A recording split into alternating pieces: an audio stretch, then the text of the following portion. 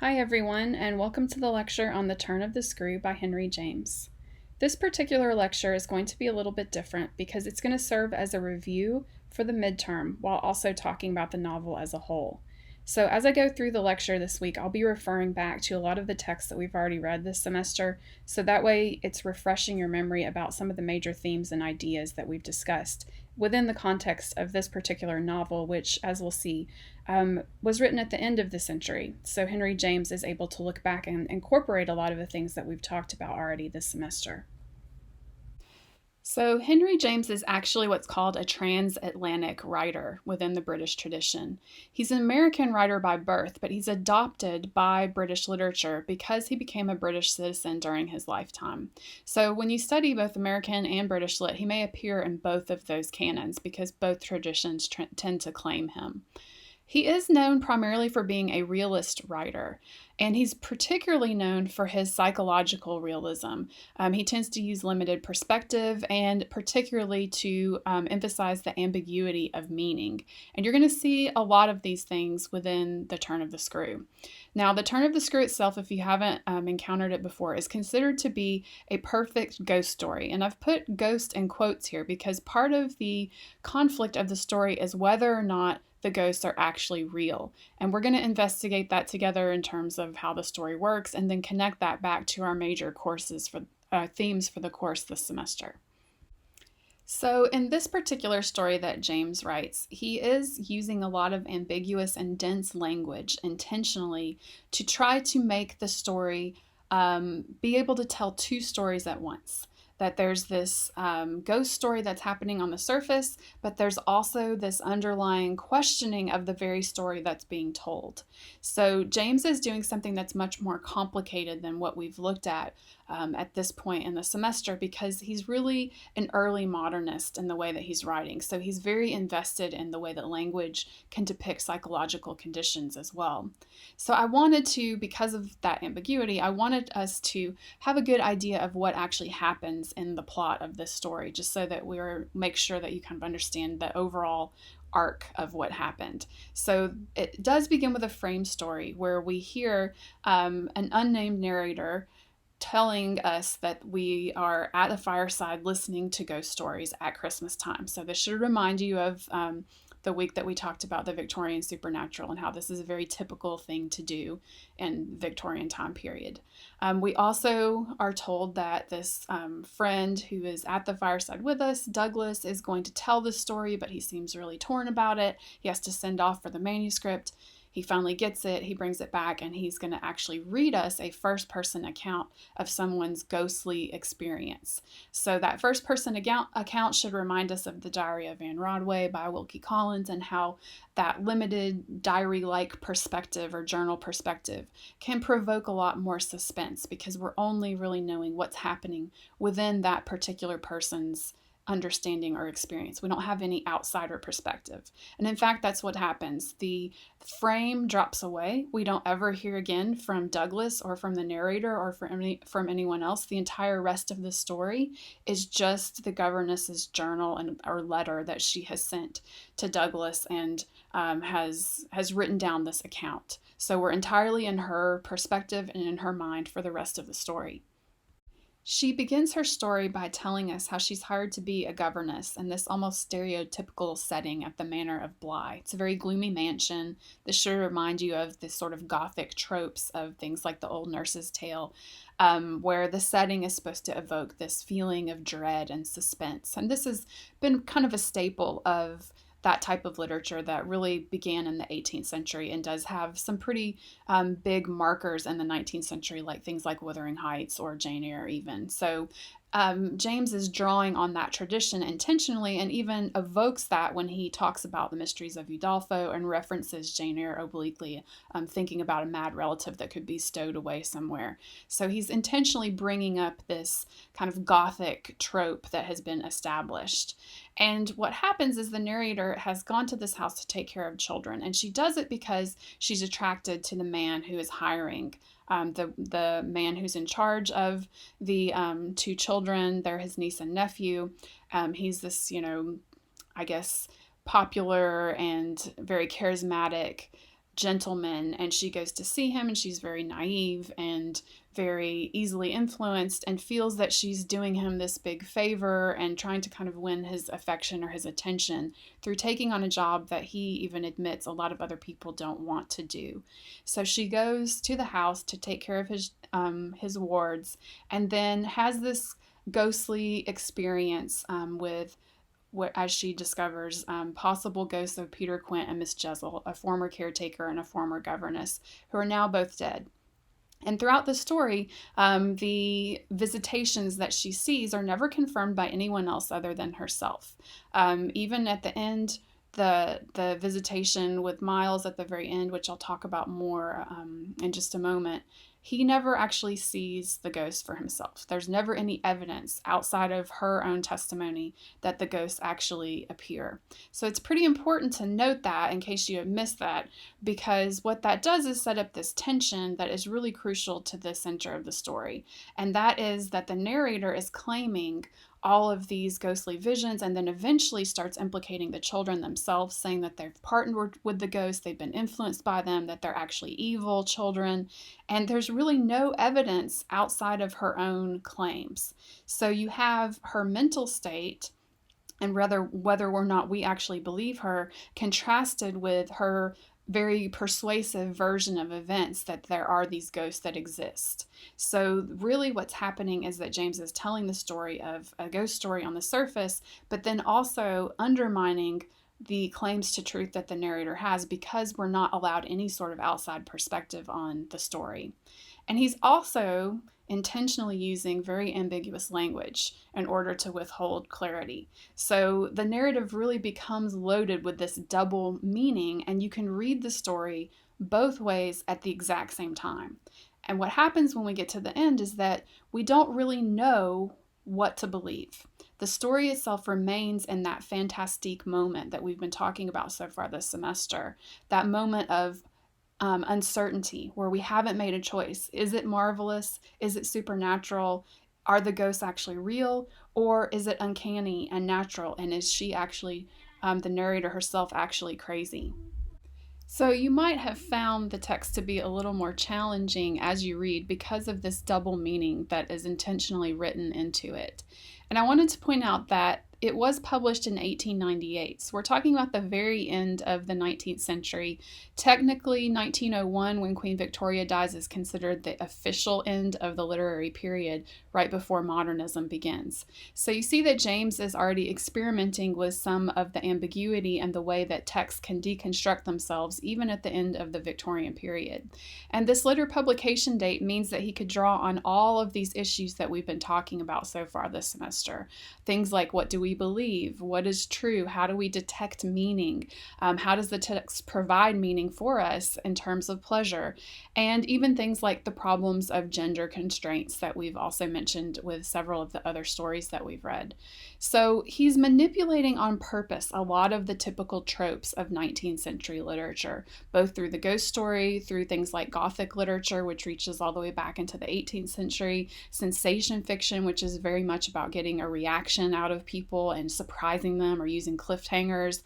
All of these things that he is well familiar with, he is incorporating into Turn of the Screw, making it a very self-aware or knowing text. There are many metatextual references, even to other literature, that the text uses, like the Mysteries of Udolpho or Jane Eyre. So there's these things that are embedded in the text that make it more challenging and more difficult to read. And the primary challenge then becomes this problem of interpretation, because really the text is asking us to question who can we trust as we're reading. And that frame narrative that we hear, it's actually removing us from the direct action of the story through the narrator who's writing down what Douglas said, who is reading out loud what the governess had written, who experienced it years ago and is writing down that text. I think it's something like 20 years later, right? So we're far removed from the action in terms of what the text is actually asking us to do, but then we're given this immediacy through the voice of the governess. So we're really hearing her voice from beyond the grave, because by the time we're reading the text that we're holding or looking at on our screen, that is supposed to be her voice from beyond the grave because she's already died. So we have these layers of distance from the text that really complicate the way that we interpret it. The man who first gets the narrative, Douglas, he trusts her, he admires her. Some of the gossip at the beginning speculates that he was maybe in love with her as a young man and she was older than him. But the narrative itself is this kind of hidden document, right? This testament that's a diary of something that's written down and that's controlled by the governess herself. So we have only her word for it, veiled through this issue of her being trustworthy just because Douglas, who might have been mistaken because he was in love with her, possibly, just because he said so, that she might be trustworthy, right? So there's all these different layers of interpretation and problems with interpretation that are going on within this text that we need to be aware of. And I think that James is doing this on purpose to ask us to question the validity of the story. We're not supposed to just accept her word at face value, and we're supposed to really read into her motivations and really think about what was she doing and what is she telling us about herself that maybe she doesn't realize that she's telling us. One of the first things that we may notice that she's accidentally telling us in her narrative is that she really has quite a desire for power, and that she sees this appointment as the governess at Bly as being a situation where she can actually enact a certain level of influence or power over the other people. And you see this when she first arrives, when she talks about Mrs. Gross dropping her a curtsy just as if she was the mistress of the place. So there's this sense of self-importance that she's developing. And then after she meets Flora and goes on her house tour, this is the very end of part 1, she talks about how the house is like this big ugly building, antique but convenient, embodying a few features that are half replaced and half utilized, in which I had the fancy of our being almost as lost as a handful of passengers in a great drifting ship.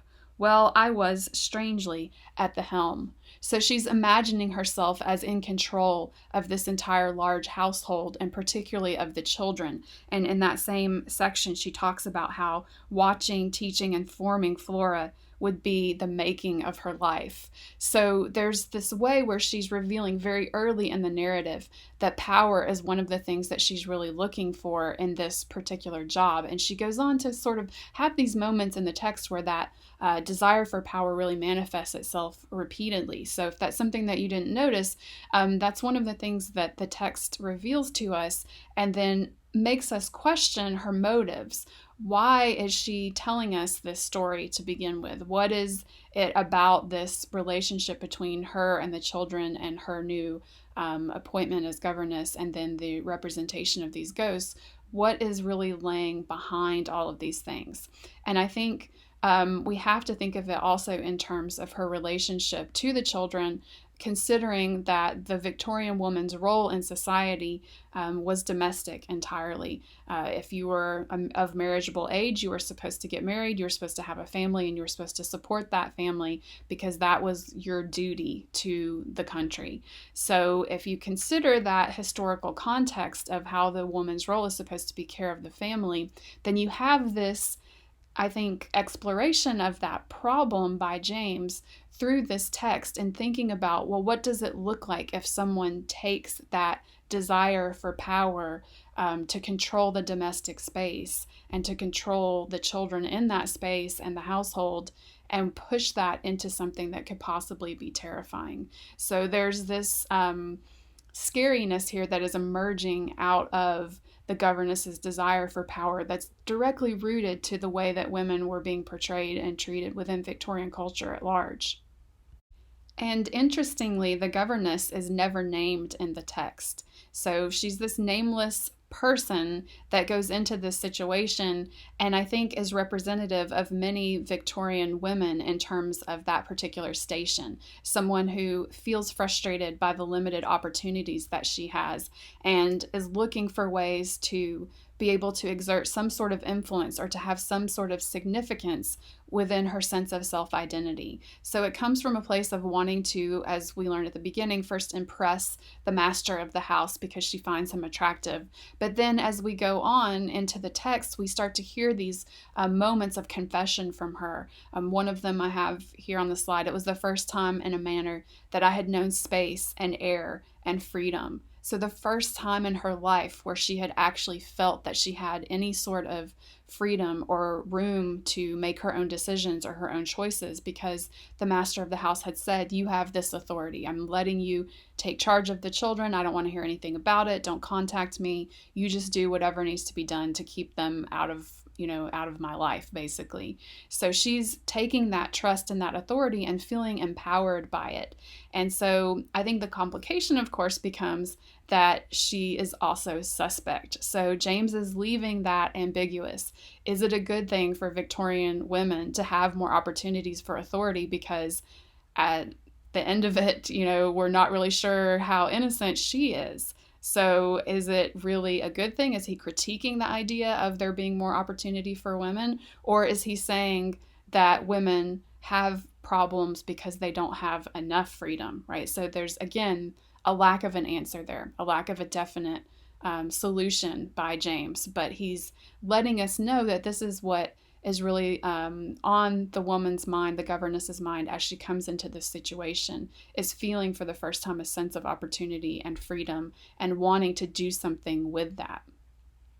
But what we see her do with it is actually something that is also open to interpretation, because we have this really interesting passage in part 2 where she starts to use the children as a type of fantasy, something that's potentially keeping her from her own problems, where she talks about receiving letters from home that were a little distressful, and how this is actually in part 4, and how she was under their spell. She says, of course I was under the spell, and the wonderful part is, even at the time, I perfectly knew I was, but I gave myself up to it. It was an antidote to any pain, and I had more pains than one. I was in receipt in these days of disturbing letters from home, where things were not going well. But with my children, what things in the world mattered?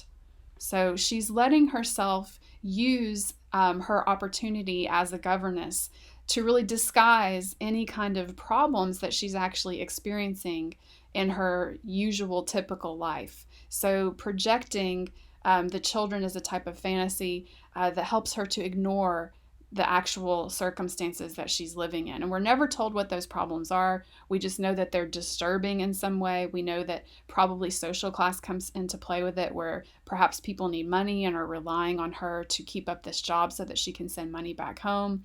Or it could be something else entirely. We don't have any idea. Maybe she left a bad past behind her and she's getting threatening letters. We don't know. But she's also, as she's falling under the spell, so to speak, of the children, potentially creating problems to prove herself useful. Again, to help her have a sense of that power and that importance that she's lacked in her life up until this point. And she says things like, the children in especial, I should thus fence about and absolutely save. Right? So she's starting to see herself as a savior, to see herself as someone that's the protector, and that she has this almost, again, a fantasy type of role where she is going to come in between the children and these ghostly figures that may or may not even exist, right? That's the thing that we have to start to question is, are the ghosts real, or is she creating the ghosts in order to create a situation where then she can have even more self-importance, because that way she can protect the children from this outside threat that she herself is the only one that seems to really see or understand. So there's this strangeness here that's happening about whether or not she needs to take on this savior role, or if she's just creating that herself. So again, I think James is playing with this idea that if the domestic space is the only realm where women are really given any sort of power or control, and even that is really limited in real Victorian life, how is that power going to manifest? Is it going to be something where that need for control and authority becomes something that is twisted a little bit? And again, it's unclear that if whether or not he's taking a side about this or making an argument. He's just sort of presenting it to you as a reader. So, as we go forward through the novel, what you see is this continuation of these terms of ambiguity. And it extends beyond just the governess herself into this feeling that pervades the novel and really makes it central to the novel, because really it's asking us, how can we decide what is real or what is true? And there's this irony then in the failure of the narrative itself to tell readers the truth. Why record everything if she's not actually going to tell us truly what really happened? So there's this sense of confessionally giving us the events of the text, but then also disguising things in such a way that we don't really know what happened in the end. So we have these little clues. Again, think about how this can connect to positioning us as detectives of a text, trying to find some sort of truth. And we have these clues in her language, but we're not continually sure of what it means. So we have to kind of piece things together and then make a decision about what we think happened. One of the quotes that I wanted to mention was where she discussed having, quote, a perverse horror of what I was doing. To do it in any way was an act of violence. For what did it consist of but the obtrusion of the idea of grossness and guilt on a small, helpless creature who had been for me a revelation of the possibilities of beautiful intercourse, end quote. So what she's saying here is, am I doing the right thing? I have a sense of self-doubt or of horror, a suspicion of myself, this inability to really know myself or to trust my own impressions. And I think that sense of self-doubt is really reflective of a general anxiety about Victorian life, to not really know what is right or how to make the right decision in a world that's increasingly complex and increasingly difficult to understand because of changes in the conception of the self and of history and recorded time and science and all the things that were going on at the time period to really shift the way that people related to the self and to the world. And I think James is exploring some of that by having the governess be ambiguous about her own motivations. So she's really questioning, am I projecting a sense of suspicion onto these children? Am I doing that to them? Or am I seeking out the truth and the children actually are suspicious? Because you'll remember they start to kind of, they play a trick on her at one point where Miles gets up and goes outside, and Flora's involved in that.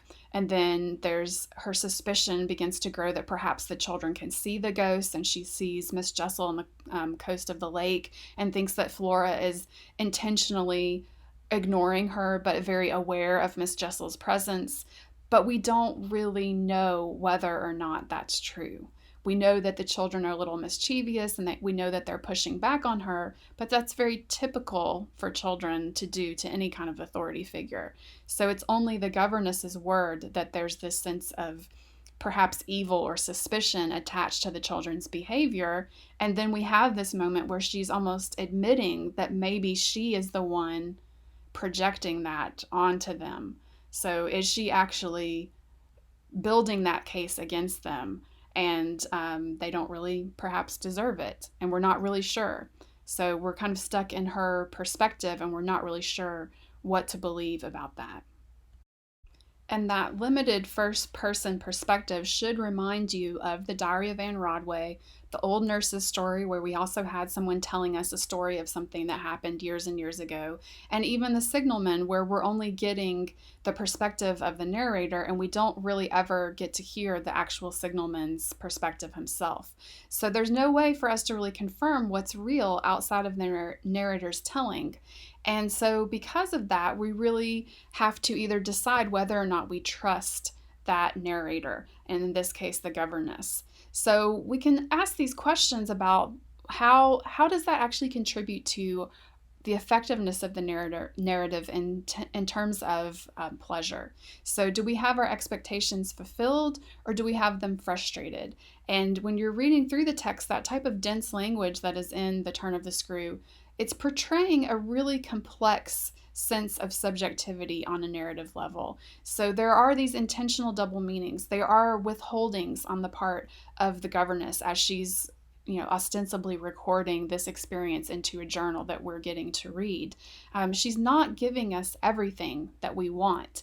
And you have to ask yourself as a reader, is that experience of having those things withheld or being frustrated pleasurable and creating a sense of desire and suspense for you to uncover some kind of truth?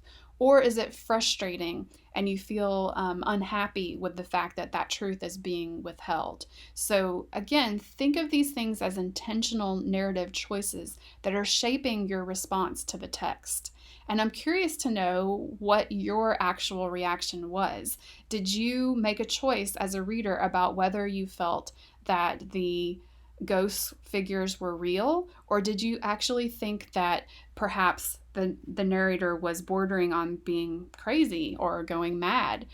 So that would give us more of the madness would land us in the more uncanny realm where the ghosts are not real and we're just hearing about them through her perspective, or the ghosts are real and we have to accept the marvelous explanation that she's seeing them and that this is actually a supernatural story. So the story itself kind of remains more in the fantastique, but you have to make that choice, or you can yourself accept both versions being true at the same time. So as you think about the choice that you might have made, it might have been easier to just accept the narrative and to trust the governess at face value and just to kind of ignore the cues that might indicate that she's mad. Because again, of the dense language, it's much easier to just say, okay, it's a supernatural story. She says they're ghosts, so I believe that there are ghosts, and to go with that. But I wanted to call your attention to one paragraph in section 9 that I'm going to read so that we could think about this in terms of her desire for power and also a possible admission that the narrative is not trustworthy. So I'm reading from the text here. She says, I scarce know how to put my story into words that shall be a credible picture of my state of mind. But I was in these days literally able to find a joy in the extraordinary flight of heroism the occasion demanded of me. So think about that. She's actually happy in this situation because she's going to be a hero and she's going to have this sense of self-sacrifice. I now saw that I had been asked for a service admirable and difficult, and there would be a greatness in letting it be seen, in the right quarter. And she's talking about the master here. She wants to be seen by him. That she could succeed, or that I could succeed, she says, where many other girl might have failed. It was an immense help to me. I confess I rather applaud myself as I look back, that I saw my service so strongly and so simply. I was there to protect and defend the little creatures in the world the most bereaved and the most lovable, the appeal of whose helplessness had suddenly become only too explicit, a deep, constant ache of one's own committed heart. What is she talking about here, right? She's there to protect and defend creatures in a world where there's a lot of helplessness and that feels this deep ache, right? So this is a window into her psyche here, not just a straightforward narrative discussion. We were cut off really together. We were united in our danger. They had nothing but me, and I had them. And them is italicized here, really emphasizing that word. So I had them. Think about what that could mean in double language or double meanings there. I had them meaning I had them to rely on, but also I had them as in my possession or in my grip. In short, it was in short a magnificent chance. What does she mean by that? What kind of chance is she looking for here? This chance presented itself to me in an image richly material. So this is how she's imagining it. I was a screen. I was to stand before them. The more I saw, the less they would. I began to watch them in a stifled suspense. Imagine again the governess just watching them, waiting for something to happen, just peering at them. And she's also mentioned before how she would have to kind of go into side rooms and talk to herself a little bit and convince herself of certain things. So there's this picture that she is hovering over them, waiting for something to happen, just staring at the children and watching them. A disguised excitement that might well, had it continued too long, have turned to something like madness. So I think these moments where she's describing herself are really key and important to this search for truth about what the story is really telling us.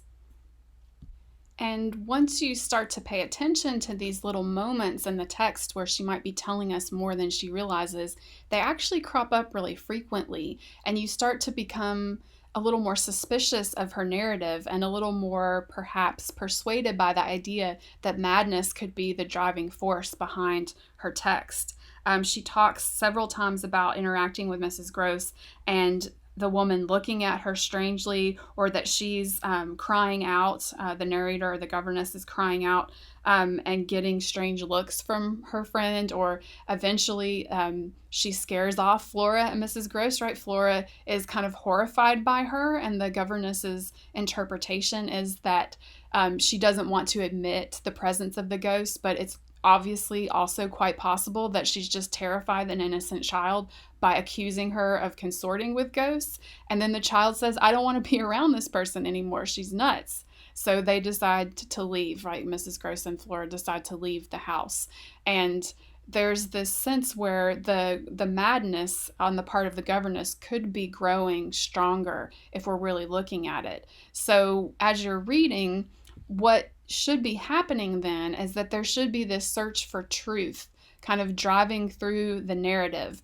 And we have to think of it in terms of how meaning is constructed within the narrative. So we should be asking questions like, do we find pleasure in a text that is really quickening our mind with reason, asking us to search out answers, to create new knowledge? Or are we finding a pleasure in a text that stirs up sensations, emotions, and that thrills us? And really, this text is doing both things at the same time, but you might have found one of those more of a priority for you as a reader. And then when we get to the end of the text, we're also going to have to entertain the question of, does pleasure come from closure? Do you find texts more pleasurable if they give you a concluding moral, something like The Old Nurse's Tale did, if they reveal all the secrets, like The Man with the Twisted Lip, and fulfill all your expectations? Does that make you more satisfied and happy with the text? Or can you find pleasure in a text that has ambiguity and openness and where you have to create meaning for yourself? These texts tend to be much more challenging and much more associated with modernist and postmodernist literature. But we still have that in something like The Rime of the Ancient Mariner with Coleridge, because there's still a sense where we're not entirely sure what the mariner's experience means, just like we're not entirely sure what the governess's experience means in The Turn of the Screw. So let's talk about the conclusion of the story and what actually happened.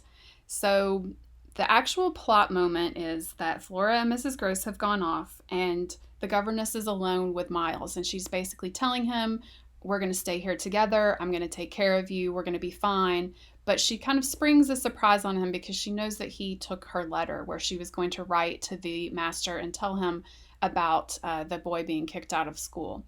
So he has taken the letter away, and she says to him, why did you do this? And he kind of confesses to doing it, and she's sort of cornered him or trapped him in this moment of admitting that he did something wrong. And this is the very last little chapter section. And she also, at this moment, sees Quint at the window. And so the behavior then between her and Miles shifts because supposedly they're being observed by the ghost at this moment as well. So he admits to her, yes, I took it. And she says, at this, with a moan of joy, I enfolded. I drew him close. And while I held him to my breast, where I could feel in the sudden fever of his little body the tremendous pulse of his little heart, I kept my eyes on the thing at the window and saw it move and shift its posture. I have likened it to a sentinel, but its slow wheel for a moment was rather the prowl of a baffled beast. My present quickened courage, however, was such that, not too much to let it through, I had to shade, as it were, my flame.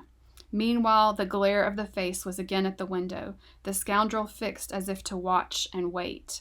So she's holding Miles to her as he's just confessed that he did something wrong. And she's, as she said, happy about this, actually joyful that she has caught him doing something wrong and sort of, in her sense or in her mind, justified that she needs to be his protector because he's not entirely innocent, and she wasn't sure if he was innocent or not. And she's saying she sees Quint at the window kind of prowling around here. And then she continues this conversation, asking what he took the letter for, and he confesses that he read it rather. And then she says, "You found nothing in the letter." And he gave the most mournful, thoughtful little headshake. "Nothing, nothing, nothing," I almost shouted in my joy. "Nothing, nothing," he sadly repeated. And then he confesses that he burned it. And then she's trying to help him, or steer him rather, into a confession about what he did at school to get him kicked out. So he's trying then to avoid really telling her the truth, and she's trying to question him and figure out and exert some kind of control over him in this moment. And again, it's a little bit of a power struggle here between her and him, because he outranks her, he's a social class above her, and she's trying to manipulate the situation to get him to confess to doing something wrong. So that's really, if we take the ghost out of it, it's really the governess trying to get an edge up on her direct superior in some ways, and to figure out a way to manipulate the situation to her advantage. And you have this quote, "If he were innocent, then what on earth was I?" And I want you to think about that in terms of this power dynamic between the two, because she's essentially telling us here, if he didn't really do anything wrong, what am I doing? What have I been doing, creating this situation in which I am trying to control him and to control what's going on in this house in general? So we're asked to really consider her motives here and to really see through this possible ghost explanation to really the truth of what her desires are for power and really her manipulation of people and of circumstances. But when you get to the end, James isn't going to make it that completely easy for us, because what you have then is this very interesting scene where he's kind of confessed, yes, I actually did something bad, and she's thrilled to know that he actually did something wrong, but he won't tell her exactly what it is, just that he said things, and it's gotten passed along to other people, and the teachers found out about what he said, but it was too awful for them to write exactly what it was in the letter, so he just got kicked out, and we don't know what it was. So she says, stuff and nonsense, but the next thing after that, I must have sounded stern enough. What were these things? She's trying to find out exactly what it is. Again, think about how this would give her a sense of control over him. And she tells us, my sternness was all for his judge, his executioner. But we don't know exactly who that is, right? Her sternness could be because she is his judge, his executioner, or it could be that she's trying to play it up because she is performing in front of the ghost that's supposed to be at the window. And so she's very stern, trying to get some kind of answer out of him. It made him avert himself again, so he's turning away. And that movement made me, with a single bound and an irrepressible cry, spring straight upon him. So imagine, right, this governess who's like up in your face, asking you all of these questions, trying to get you to confess this stuff. You're just a 10-year-old child, and you kind of turn away from the window, and she jumps on you, right? So she has sprung onto him here with this cry, an irrepressible cry. I think at this point, we have to really entertain that idea of madness being part of the narrative.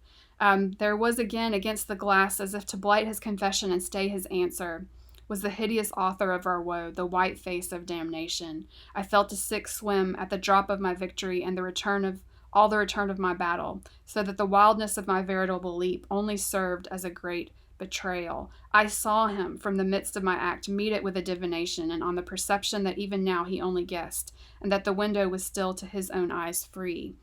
I let the impulse flame up to convert the climax of his dismay into the very proof of his liberation. No more, no more, no more, I shrieked as I tried to press him against me to my visitant. So think of all that dense language there. It's really hard to unpack, But basically what she's saying is she's seeing Peter Quint at the window, and she still in her mind is trying to protect Miles from Peter's visitation. And she's leapt upon Miles. She's holding him. She's screaming, no more, no more. And the child is looking around, and he says, is she here? And this throws the narrator, right? Because she is seeing in her mind Peter Quint. And then suddenly she realizes, oh, I've created this narrative where Peter Quint was the one that was hanging out with Miles all of the time, and Miss Jessel was with Flora, and there was some kind of strangeness going on in their relationships there. But now Miles is actually looking for Miss Jessel's ghost. He can't see her, right? He's saying, is she here? And then she's really kind of figuring out that her narrative of events that she's created in her mind doesn't fit with what Miles is wanting to tell her. And this throws her for a little bit, but she says, I was so determined to have all my proof that I flashed into ice to challenge him. Because Miles has said it's he, like in confusion, thinking that it was Miss Jessel. Whom do you mean by he? The governess asks. Peter Quint, you devil. His face gave again round the room, its convulsed supplication. Where? So the child, again, cannot see this ghost at all, and is looking around the room, trying to figure out what's going on, and knows who the governess is supposed to be seeing. I mean, you can imagine he's probably heard about this from Mrs. Gross or from Flora, but she takes this in a completely different way. Like he's looking for the ghost to have some kind of connection to him. So she says, they are in my ears still, his supreme surrender of the name and his tribute to my devotion. So by saying the ghost's name, the governess feels that everything that she has been doing is justified, and that he's devoted to her because he's confessing in this moment that she has been right this whole time. And then she says, what does he matter now? My own. Think about that. My own. She's claiming him. What will he ever matter? I have you. So there's this possessiveness there where she has gained that ultimate power and authority over Miles by getting this sort of what she sees as a confession of the truth of the ghost somehow, or the truth that she has created. And she says, I launched at the beast. But we don't know who the beast is. We don't know who she is launching at. Saying, but he has lost you forever, right? So claiming Miles some way in this moment. Then she writes, then for the demonstration of my work. There, I said to Miles, but we don't really know what that means. But he had already jerked straight round, stared, glared again, and seen but the quiet day. So even in this moment, Miles never sees the ghost. Only the governess does. And then she says, with the stroke of the loss I was so proud of, he uttered the cry of a creature hurled over an abyss, and the grasp with which I recovered him might have been that of catching him in his fall. Think again about the ambiguity here. The child is completely confused. He's basically been attacked by an adult. He's turning around, twisting, thinking that he's supposed to be seeing ghosts. And then she grabs him. And she tells us, I might have been catching him. But, as we learned, I caught him. Yes, I held him. It may be imagined with what a passion. So she's grabbed him. She's holding him possessively here. We don't really know what kind of violence could be put upon his body at this moment. She just describes it as being passionate. But at the end of a minute, right? So she's held him for a full minute, which doesn't seem like long, but if you actually set the clock and you're perpetuating some kind of violence, a minute is plenty of time to hurt someone. I began to feel what it truly was that I held. We were alone with the quiet day, and his little heart, dispossessed, had stopped. And that's the end of the narrative, is that Miles has died in her arms. And we're not entirely sure whether she killed him or not.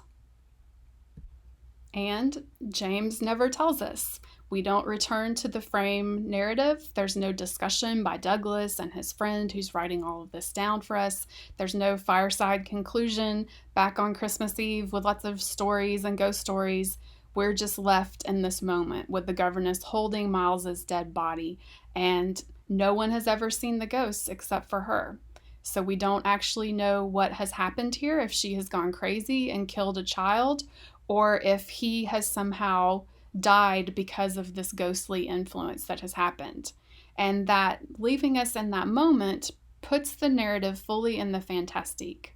It's inconclusive, it's ambiguous, and you as a reader have to decide on the meaning, because the author and the characters don't give you that closure that you're looking for.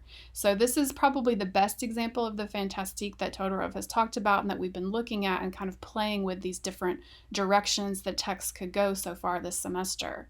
And throughout the text, we're also dealing with elements of detection, as I mentioned, trying to hunt for the truth. The governess herself looking for truth, us as readers trying to piece together clues about what the truth is, and that's evoking that sense of detective fiction, like Anne in the Diary of Anne Rodway, kind of looking for different moments to try to piece together, or Sherlock Holmes and the Man with a Twisted Lip trying to find evidence, that we're kind of put into that position as being almost a type of detective figure hunting for truth through this and then coming to a conclusion. And then we have also the influence of the ghosts and the role of the marvelous, like in the Old Nurse's Story or the Signalman, or even that supernaturalness of the Mark of the Beast, that we have these moments that are not able to really be defined in terms of natural origin if we believe the governess is telling the truth. It all comes down to that. What are we going to believe? What is real and what is not real? And I hope what you found from reading this text is that it's really a culmination of a lot of those same issues that many, many writers were dealing with in the 19th century, that they were really playing around with how do we determine sources of pleasure, sources of meaning? How are we going to lead readers to a specific interpretation or withhold an interpretation and give them a more aesthetic experience? So this text really is not going to give us a final answer. It's up to you to decide what it means. And I hope as you're thinking back over the course of the semester and looking towards the midterm that it's providing a way in for you to revisit some of the important themes that we've been discussing this semester. Thanks.